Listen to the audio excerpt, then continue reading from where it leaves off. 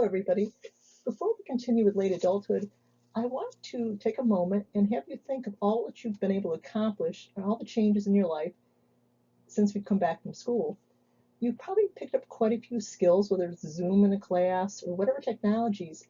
Think about maybe putting a section on your Vita referring to technologies that you're familiar with and that could perhaps be an asset in a job situation. Just a thought. Well, let's continue. So we're in late adulthood now. Take a moment and, if you will, think of the ages. Hopefully you said 60 and 65 plus. We're off and running.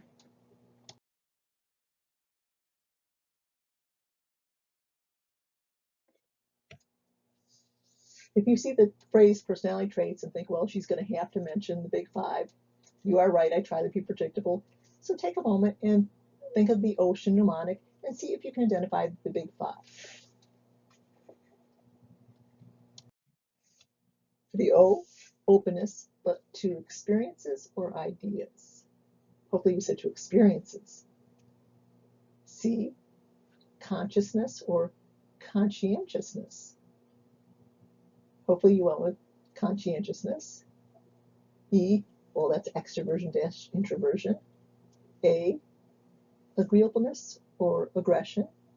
Hopefully you went with agreeableness.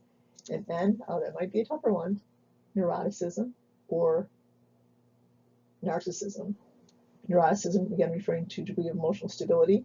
Narcissism, being self-centered and totally unfocused with other people's needs. It's all me, me, me. Hopefully you went with neuroticism. But in terms of least stable, it would not be the big five. As you probably know, it is masculinity and femininity.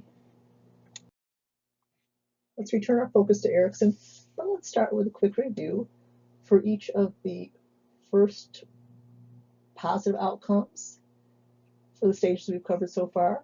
See if you, without peeking, can associate with a negative possible outcome. So trust versus mistrust, obviously an easy one. Next, autonomy, the terrible twos, versus shame and doubt. Next, early childhood, initiative versus guilt. Elementary school years, industry versus inferiority. I remember one time we had an activity which we had to cut out a house and put it up, and the teacher would put it on the streets. And I was very timid about which way to cut the material, so I gave it to somebody else, and they miscut it. So my house was half the size of everybody else's for the full semester. So definitely the shame and doubt end of it. Identity versus role confusion. Intimacy versus isolation. And generativity, that's a new one. Hopefully you went with stagnation because we have not mentioned that so far. So I hope you did well. That was a call for Bailey, the foster dog. His prospective owners have been approved, so now to schedule a meeting. I'll keep you informed. So integrity, a life well lived. Despair, significant regrets, and realization that what choices have been made cannot be undone. A possible outcome is despondence, bitterness. But although Erikson didn't consider this, I would suggest neither. Perhaps they're in denial. 20% of adults in late adulthood die at intestate, which means without a will. So even though they're in their 70s, 80s, 90s, or above, not willing to make a will because not wanting to face that. I know many of my partners' friends in their 80s and higher health problems are still planning on living to 100. Again, maybe denial is a powerful human defense mechanism.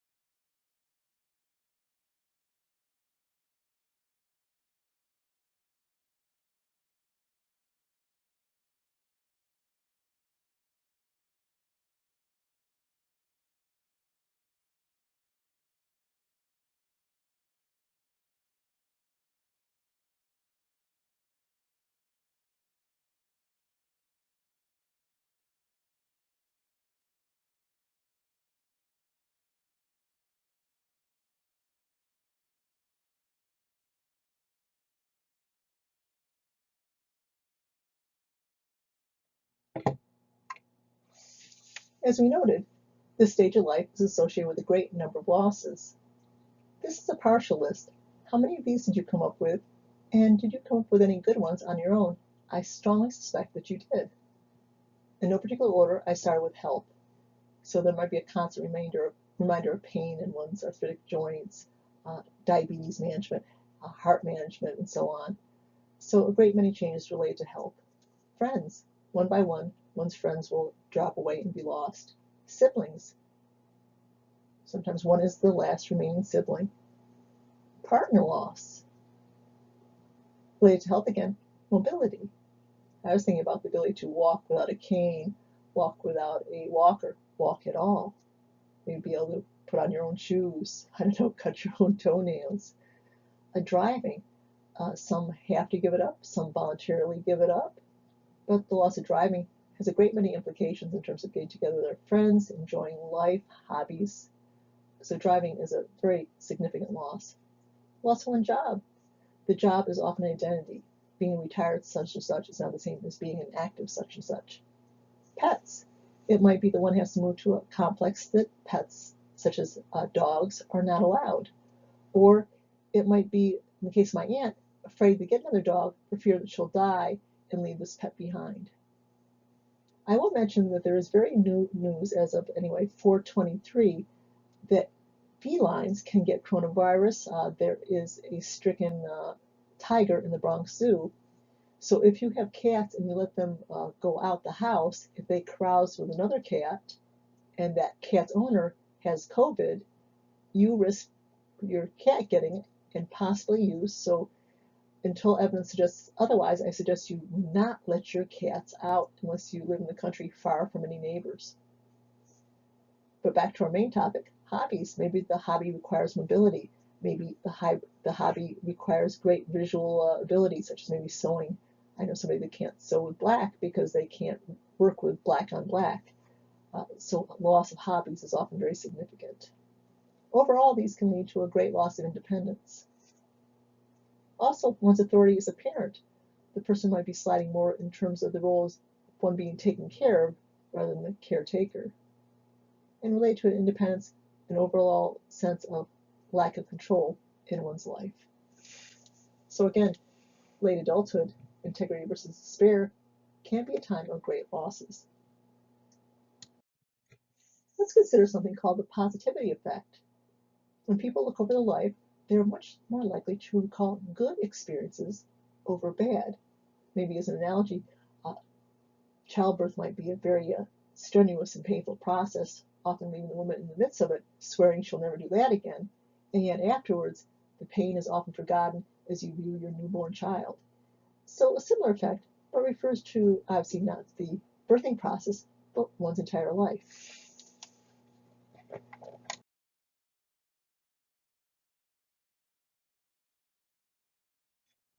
Many younger people often assume that the elderly, our parents, want to move in with us, but rarely is the case. The senior has their own house or residence. They have their community, the places they like to go, the friends that live nearby. So very few seniors, very few people in late adulthood wish to live with their adult children. And probably that suits the adult children fine too. Let's consider elder maltreatment. They risk the same types of abuse and neglect as children. Physical abuse, physical neglect, emotional abuse, and sexual abuse. Yes, indeed, sexual abuse. But they risk additional type of abuse also, financial abuse. Outright financial abuse affects about 1 in 20 elders. It's most likely to be a trust friend, family member in particular, or caregiver, but more likely trusted family member or caregiver. But more commonly, 1 in 5 are the victims of fraud. It might be the person they call and say, Grandma, Grandma, I need your money, that sort of thing. And believe it or not, that works quite frequently. It could be their bank calling them and wanting to know their account number so they could check for fraud. Obviously, banks never do that. A credit card company calling them because there's been fraud, and please provide your credit card number. I had that one time, and it's like, you called me, you give me the card number, I'm not talking to you. Then you call back the company directly, obviously.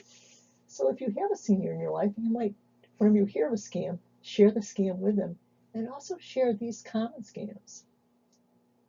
Believe it or not, I had a colleague who was told that he was greatly in arrears with the IRS and needed to pay money immediately, otherwise he would be financially penalized and jailed. And he went so far, believe it or not, to take money out of the bank before he realized that this person was a scammer. So it can happen surprisingly at any education or age level. In terms of other forms of abuse that we mentioned, nursing homes are a major concern. I had to share a story with you all. I've already posted these PowerPoints to Blackboard, but my father dropped by to get some cookies. I haven't baked scratch cookies in years, but anyway, my father dropped by to get some scratch cookies, and he shared a story about scamming of elders. And I thought, I've got to share this with my students. Literally, it wasn't 15 minutes beyond when I posted. He said he got this phone call, and the kid says, "Hi, Grandpa, I've just been in an accident." Oh, by the way, my father has no grandchildren.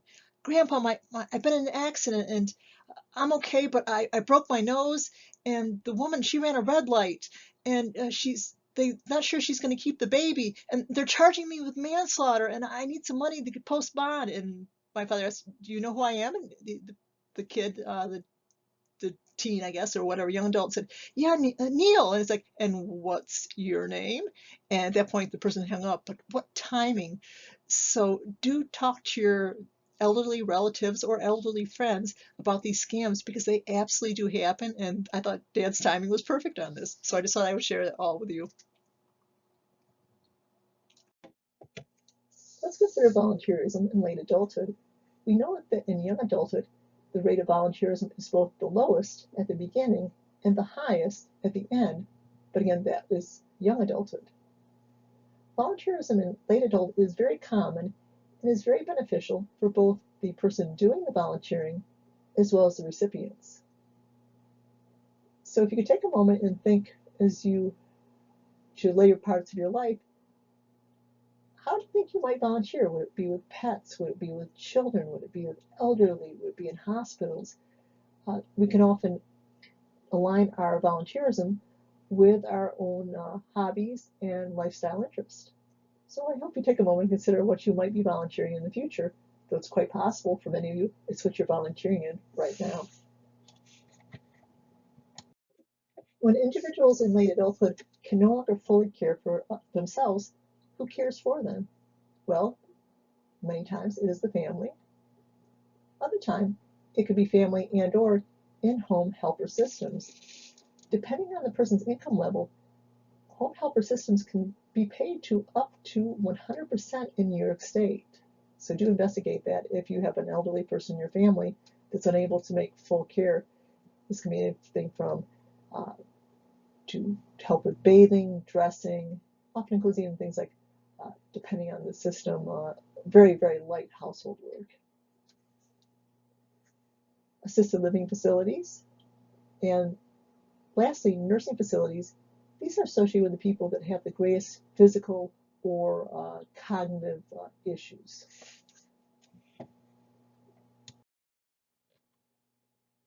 Let's consider housing arrangements in late adulthood.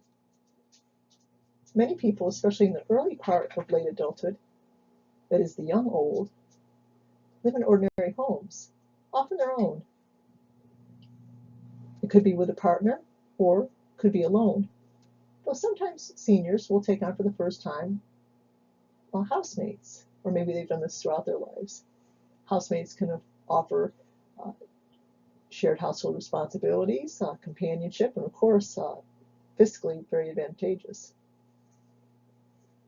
Another possibility is they live in an ordinary home, but it's the home of a family member. Sometimes in late adulthood, seniors sell their home or move from their private apartment to residential communities that are senior-based. Private dwellings in senior developments can be homes or townhouses, or it can be in assisted living communities. The advantage is a larger peer group.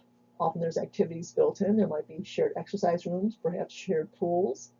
Often there is transportation in the form of vans to places that seniors might want to go, from anywhere from a supermarket to a drugstore to the mall. So do offer many advantages. Nursing homes, as mentioned, are often associated with individuals with very significant physical and or mental incapacitations. I want to mention long-term care insurance. I know at the age of most of my students, I would not have known what this is. This is a fairly expensive insurance, but it keeps you in your house when you become debilitated. So if your medical issues can be managed at home with, say, a visiting nurse or healthcare person, even daily, the insurance will pay for it. So many people who have had to have gone to a nursing home are kept at home much, much longer, or maybe for the rest of their lives. I just recently purchased it. It's expensive, but I think it's worth it not to end up in a nursing home. Let's consider retirement facts, good, bad, and the ugly. I'll start with the bad. Almost 10% of people when surveyed work part-time or full-time in the 65 plus years. Sometimes it's by choice, other times it is clearly not. 20% expect to never afford to retire. I do have a younger friend in this exact situation. In 2019, the average monthly SSI benefit was just under $1,500, which would be a little less than $18,000 a year. You might say, well, I live on that less now, but factor in sometimes the very high costs of medication and co-pays that they have to pay for medical issues very commonly exceeds $5,000 a year. Many times it's a choice for poor seniors between food, heat, and medication. Singles are the most likely to be hardest hit. Half the singles, 90% of their income is SSI, so little or nothing else. Let's consider some good news. Seniors on average are far better off than previous decades. The 75 plus age group had the highest median, in other words, the highest average household income. So that's very good news. Now back to the bad news. Women in retirement. A woman who reaches 85 is likely to live to age 92, but she's got to reach 85 first. For men, the gap is very diminished down to negligible difference. If he lives to 85, on average, he will reach 91. Now, women go into retirement with roughly half the savings of men. In no small part, they make, on average, currently 81 cents per every dollar a male colleague makes. In part due to stepping out of the job market, in part outright discrimination. That translates into 27,000 less a year on average. So far less money is left over to go into their 401ks. Women are much more likely to be in poverty in late adulthood. At age 75, 3 times more likely to be poor.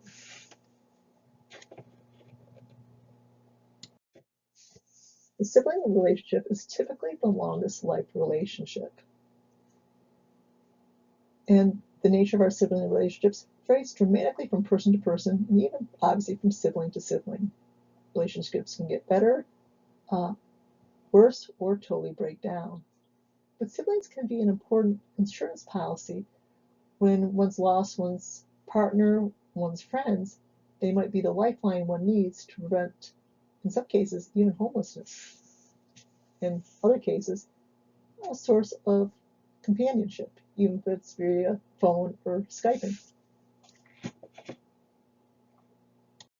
Let's consider our last slide of this particular module on widows and widowers. Women are widows and men are widowers. If you're having trouble distinguishing the two, just think of the black widow spider. She's a female, right, and sometimes cannibalizes her tiny mate. Indeed. So the widow is the female. 7 out of 10 women will become widows. Yet, strangely enough, many do not plan well. They relinquish their driving to their partner for years or even decades, the financial arrangements of the household. So, unfortunately, many women do not plan for what is often going to happen. Now, after the death of the partner, men are 5 times more likely to remarry. And in part because men the widowers, have a much harder time in the state and process of life. Why? Well, if you're thinking in terms of heterosexual relationship, often the woman is the one who monitors the health, goads him into seeing doctors, makes sure he takes his prescription, makes sure he goes to physical therapy or so on. So without that lack of that partner that's very invested in his health, he often sees decline in health. Often in relationships, the woman is the one that keeps the couple in touch with other couples, single friends, family. So without her role, sometimes he becomes socially isolated. The next one, sorry guys, I don't have a lot of sympathy for, but I don't think this would be a factor in the households of my men in this particular class. Men of at least current late adulthood are distressed over household work. They seem to think it's beneath them, so they're distressed over whether it's washing the dishes or doing the laundry. So this is just the way this particular age group looks at housework. And also, research suggests strongly that men get more out of marriage than women get out of marriage. So since they benefit from marriage more, they have much more to lose when they are not in this relationship. And we have now finished our chapter, or pardon, our module.